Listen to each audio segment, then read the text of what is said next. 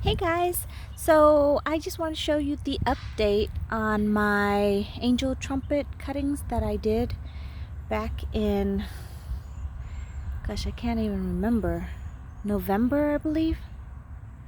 First I put these in water and then they did grow roots in the water, but then it started to get really moldy and mushy. So then I transplanted in some soil in this pot. And as you can see, they are leafing out and growing. And then we had 1 or 2 nights of below freezing, and I left them outside on accident, and basically you could see they died back all the way down here, and some of them are starting to slowly grow.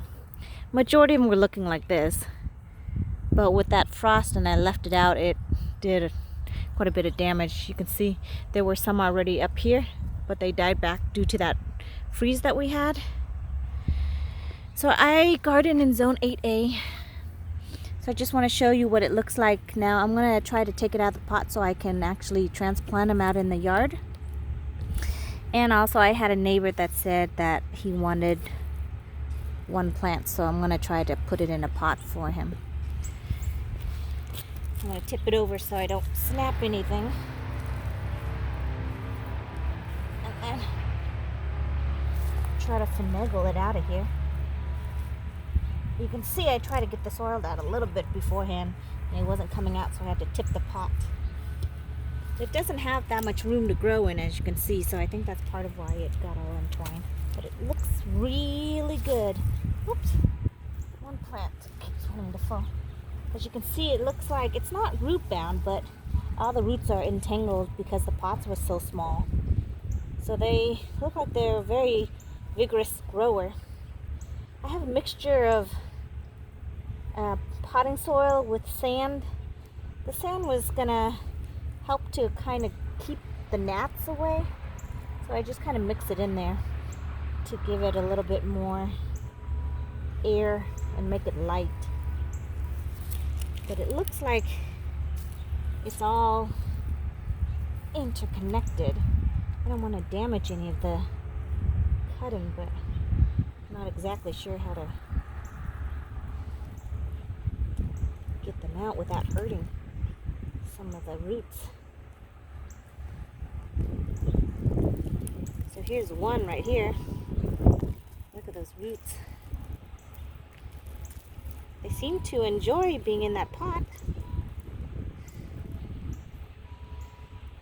So here's one plant.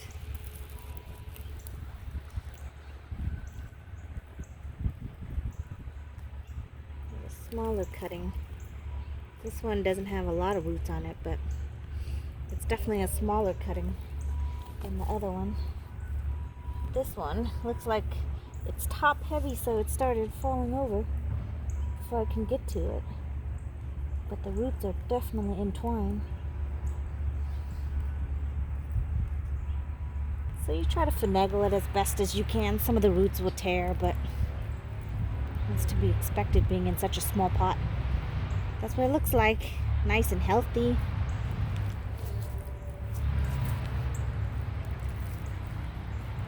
And this one even started growing a whole new stem.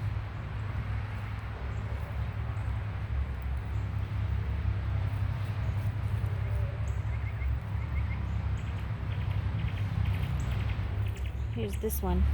Grew a whole new stem from the bottom. This one looks really healthy.